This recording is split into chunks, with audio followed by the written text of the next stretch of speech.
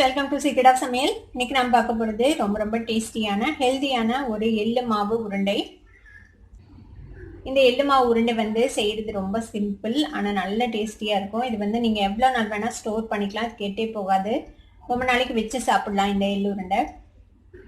இந்த எள்ளு மாவு உருண்டை எப்படி செய்கிறது அப்படின்னு பார்க்கறதுக்கு முன்னாடி நீங்கள் என்னோட சேனலுக்கு முதல் முறையாக வரீங்கன்னா இந்த வீடியோக்கு கீழே இருக்கிற சிவப்பு கலர் சப்ஸ்கிரைப் பட்டனை மறக்காமல் ப்ரெஸ் பண்ணுங்கள். அதுக்கு பக்கத்தில் இருக்கிற நோட்டிஃபிகேஷன் பெல்லையும் மறக்காம கிளிக் பண்ணிடுங்க. அப்பதான் என்னோட நோட்டிஃபிகேஷன்ஸ் உங்களுக்கு சேரும்.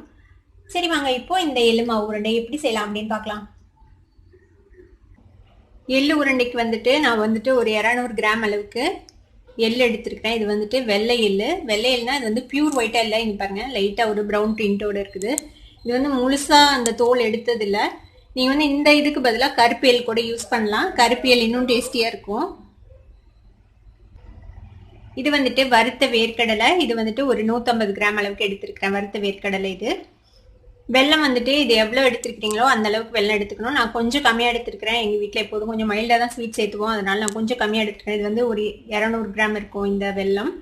நீங்கள் 300 கிராம் சேர்த்துனீங்கன்னா உங்களுக்கு இனிப்பு கரெக்டாக இருக்கும். நான் 200 கிராம் தான் சேர்த்த போகிறேன். கொஞ்சமாக ஏலக்காய் பொடி. இது ஆல்ரெடி வறுத்து வச்சுட்டேன். இப்போ இந்த எள்ளை நம்ம வறுத்துக்கலாம்.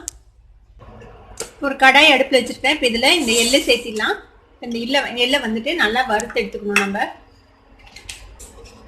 இந்த எள்ளு நல்லா பொரியிற அளவுக்கு இதை நல்லா வறுத்துக்கணும்.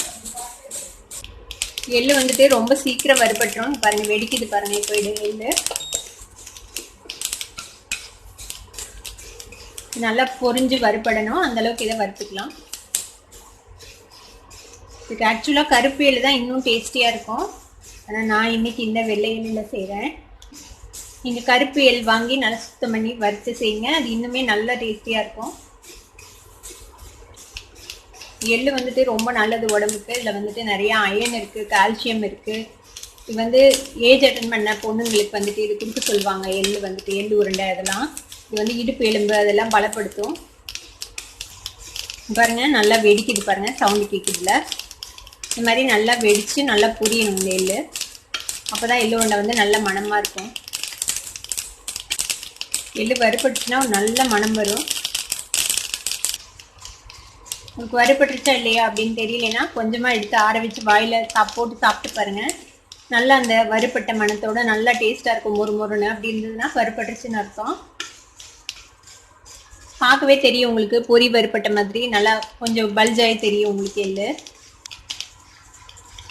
பாருங்கள் நல்லா வறுபட்டுருச்சு. இப்போது அடுப்பை ஆஃப் பண்ணிடலாம். இந்த சூட்டுக்கே இன்னும் கொஞ்சம் வறுபட்டுரும்.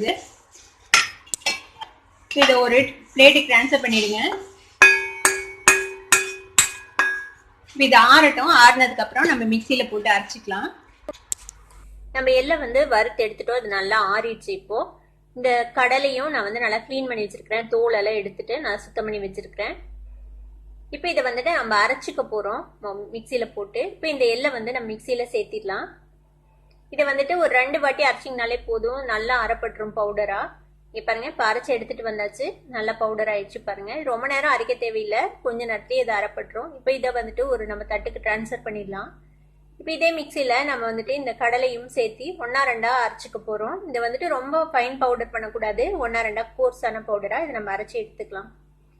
அரைச்சி எடுத்துட்டேன். இங்கே பாருங்க, கோர்ஸ் பவுடராக இருக்குது. இந்த மாதிரி தரன்னு பவுடர் பண்ணிக்கோங்க. இப்போ இதையும் அந்த எள்ளோட சேர்த்திக்கலாம்.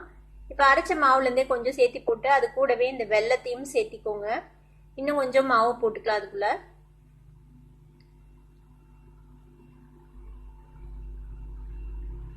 இந்த ஏலக்காய் பொடியும் அதோடய சேர்த்திடுங்க. இப்போ இதையும் மிக்சியில் நம்ம ஒரு அடி அடித்து எடுத்துட்டு வந்துடலாம். பாருங்க வெல்லத்தையும் சேர்த்தி அரைச்சாச்சு. இப்போ அதையும் இந்த பவுடரோட இந்த எள்ளு பொடியோட மிக்ஸ் பண்ணிடலாம்.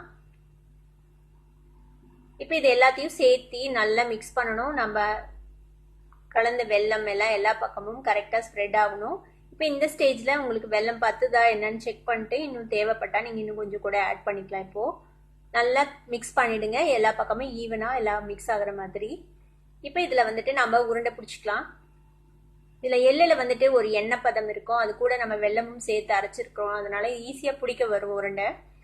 இந்த உருண்டை உங்களுக்கு தேவையான சைஸ்ல நீங்க இதை பிடிச்சிக்கலாம். உங்களுக்கு சின்னதா வேணும்னா சின்னதா, பெருசா வேணும்னா பெருசா, எப்படி வேணுமோ உங்களுக்கு பிடிச்சி வச்சுக்கோங்க. நான் எப்போதும் சின்ன உருண்டைகளா தான் பிடிப்பேன், ஏன்னா வேஸ்ட் ஆகாம சாப்பிட்டுருவாங்க. அதனால நீங்க உங்களுக்கு எப்படி விருப்பமோ அந்த மாதிரி பிடிச்சுக்கோங்க. இந்த மாதிரி உருண்டையா உருட்டி நம்ம வச்சுக்கலாம். இப்போ இந்த மாதிரியே எல்லா மாவையும் நான் ஒட்டி வச்சுக்க போறேன்.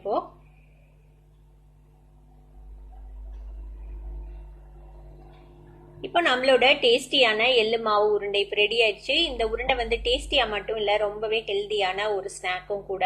இது வந்துட்டு நீங்க ரொம்ப நாளைக்கு ஸ்டோர் பண்ணியும் வச்சுக்கலாம். இது கெட்டே போகாது. ஏன்னா இதுல நாம வந்துட்டு எந்த தண்ணியோ பாலோ எதுவுமே நம்ம யூஸ் பண்ணல. எல்லாமே ட்ரை இன்கிரீடியன்ஸ் தான் நம்ம போட்டிருக்கோம். அதனால நீங்க எவ்வளவு நாள் வேணாலும் இதை ஸ்டோர் பண்ணி வச்சுக்கலாம், கெட்டே போகாது. ஒரு ஏர்டைட் கண்டெய்னர்ல போட்டு நீங்க ஸ்டோர் பண்ணி வச்சுக்கோங்க. இந்த டேஸ்டியான எள்ளு உருண்டை மாவை நீங்களும் ட்ரை பண்ணி பார்த்துட்டு எப்படி இருந்தது அப்படின்னு எனக்கு கமெண்ட்ஸ்ல ஃபீட்பேக் கொடுங்க. இந்த வீடியோ உங்களுக்கு பிடிச்சிருந்ததுன்னா சப்ஸ்கிரைப் பண்ணுங்க, பக்கத்துல இருக்கிற பெல் ஐகானை கிளிக் பண்ணுங்க. அப்பதான் என்னோட நோட்டிபிகேஷன்ஸ் உடனே உங்களுக்கு வந்து சேரும். தேங்க்யூ ஃபார் வாட்சிங் திஸ் வீடியோ வியூவர்ஸ். பை.